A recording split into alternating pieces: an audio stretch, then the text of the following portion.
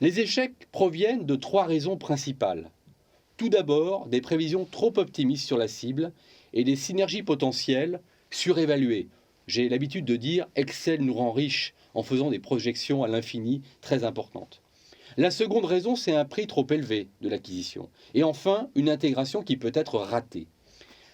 Je vous propose donc de partager ma propre expérience acquise au sein du groupe Urgo au cours de ces dernières années. Je parlerai de 5 situations d'acquisition qui sont assez fréquentes finalement. Une reprise à la barre du tribunal de commerce, reprise non souhaitée par l'équipe de direction qui avait son propre projet. Il s'agissait d'une acquisition nous faisant rentrer dans le marché de la phytothérapie.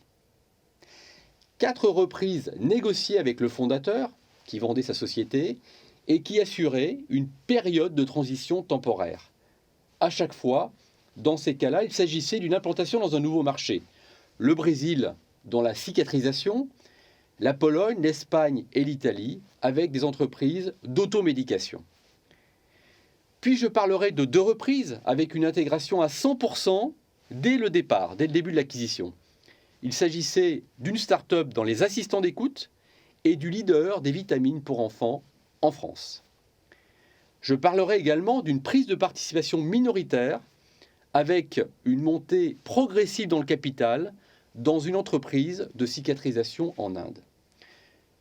Et enfin, je m'appuierai sur un dernier exemple, une joint venture aux USA que j'avais négociée il y a quelques années.